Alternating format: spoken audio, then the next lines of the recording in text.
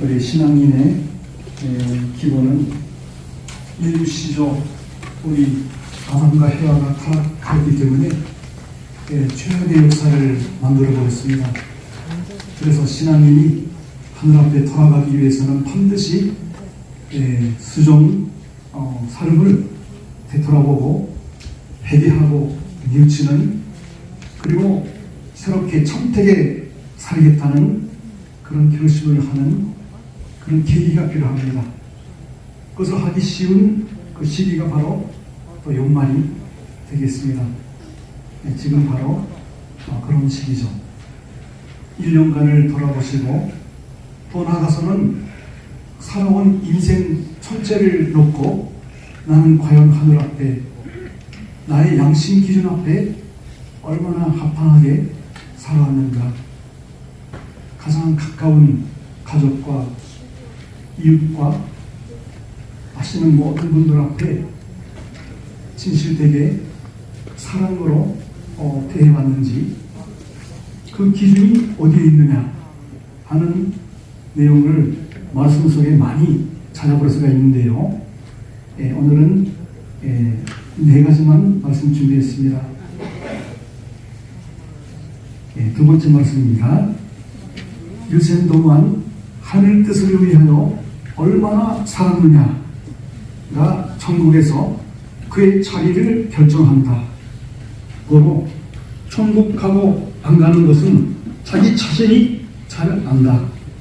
먹고 자고 좋고 나쁘고 오고 가고 하는 것이 무엇을 위하여 하였느냐에 위하여 천국 가고 못 가는 것이 결정된다 라고 듣기를 말씀 속에 기록이 되어 있습니다. 우리가 무엇을 회개해야 되는지, 첫 번째는 나의 마음입니다. 나의 삶의 동기가 무엇을 바라보고 무엇을 위해서 살아왔는지. 똑같은 행동을 하면서도 동기가 다르면은, 동기가 잘못되면 잘못된 결과밖에 나오지 않습니다.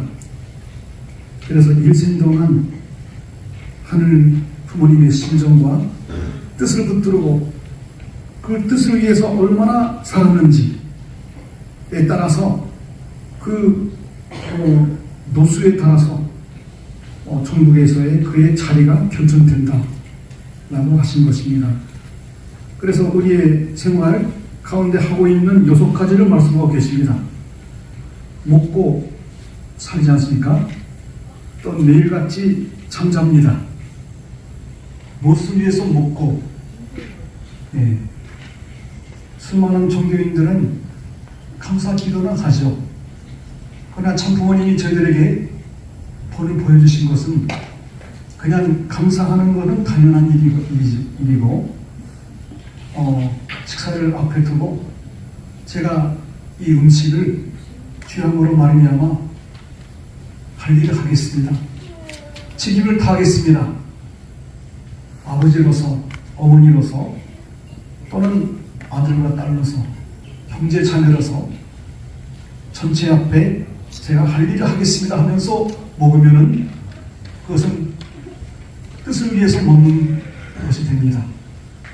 잠잘 때도 오늘 하루 종일 바쁘게 공적으로 살다가 이제 내일을 위해서, 내일보다 더 하늘의 신종과 뜻을 펼치기 위해서 그러한 마음으로 잠자리에 든다면 그게 의미가 있는 휴식 시간이 된다는 것이죠. 세상 사람들은 어떨까요? 자기가 그냥 배고파서 막 먹고 그냥 피곤하니까 자고, 우리는 그래서는 안 된다는 겁니다. 그리고 좋고 나쁘고 무엇을 좋아하고 무엇을 안 좋아하는지 판단 기준이 하늘 부모님의 심정으로 바라보는 눈으로 하늘 부모님의 심정을 붙들어서 거기에 맞게끔 좋아하고 안 좋아하고 그를 살아간다는 것입니다. 그리고 오늘 이 자리에 오셨지 않습니까? 또 끝나면은 집에 가십니다.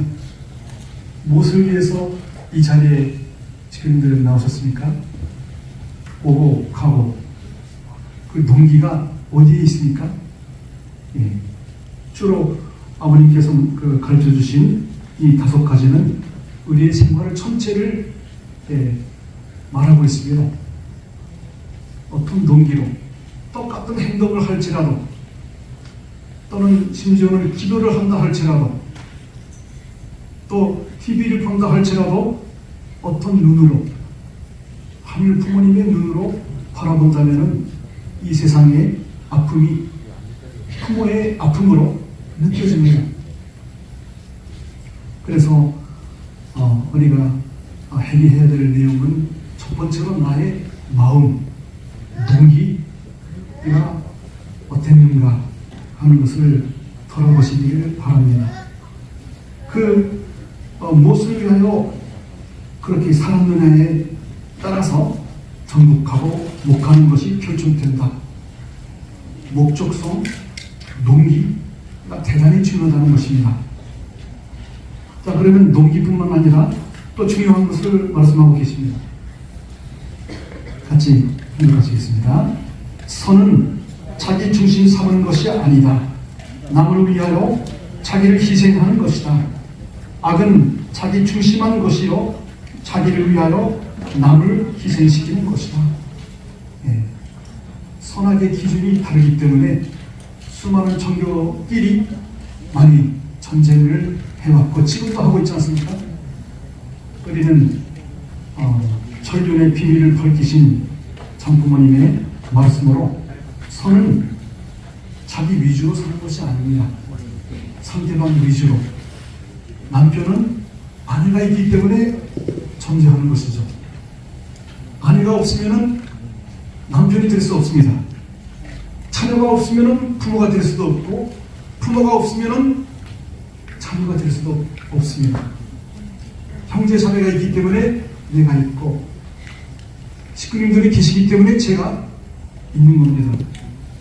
식구님들이 없으면 저는 존재의 가치를 잃고 맙니다. 예. 그렇게 귀하고 귀한 상대적인 관계를 가지고 하늘은 이 환경권을 만들어 주셨습니다. 그래서 언제나 상대방 남을 위해서 살아야 된다. 이것이 천륜의 선의 기준입니다. 지금까지 역사상 민주주의와 공산주의가 지금도 대립하고 있는데요. 민주주의도 이 문제를 해결하지 못했고 공산주의도 이 문제를 해결하지 못하고 이주의 속에서 살아가고 있지 않습니까? 거기에는 해결책이 없습니다. 반드시 하늘 부모님의 심정에 입각해서 상대방을 바라보고 상대방 위주로 위에서 살아가는 것이 선이다. 선악의 기준이 정확합니다. 또 마지막으로 같이 읽겠습니다. 선은 더 큰 것을 위하는 것이다. 통일교회의 전체를 희생시켜서 이 민족과 국가를 위하면 그것이 선이다. 국가를 희생시켜 세계를 위하면 세계가 잘 될 때 그 국가는 충실 국가가 되고 어떤 민족을 희생시켜 국가를 살리면 그 민족은 그 국가의 주동 민족이 될 것이다. 아주 위하여 사는데 보다 큰 것을 위해서 개인은 가정이 더 크죠. 가정을 위해서 희생이라는 단어를 가슴에 새기시기 바랍니다. 우리 참 어머님께서 하늘의 길을 걸어가실 때에 아버님 처음으로 만나셨을 때에 희생이라는 단어를 심어주셨습니다. 앞으로 한학차 참 어머님의 길이 얼마나 희생이 인류 전체를 커버하고도 남을 수 있는 희생의 길을 걸어가겠다. 그거를 어머님께서 스스로 그렇게 알고 계셨습니다. 아버님의 말씀으로 확인하시고 그대로의 인생을 살아오셨습니다. 과연 나는 일생 동안 또는 올해 1년 동안 얼마나 남을 위해서 살았는지,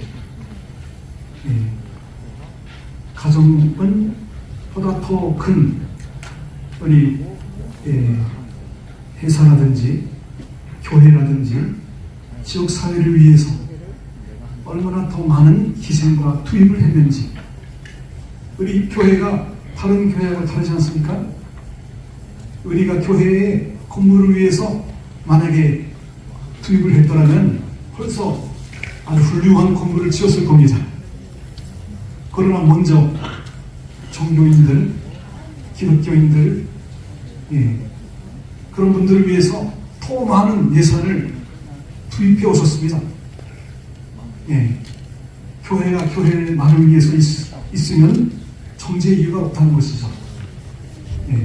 나라를 살려야 되기 때문에 세계를 살리기 위해서 살아온 우리 자랑스러운 동일가의 전통, 이것을 기준으로 삼고 1년간을 돌아보시고 자성찰의 능력이 우리의 인생을 바꿉니다.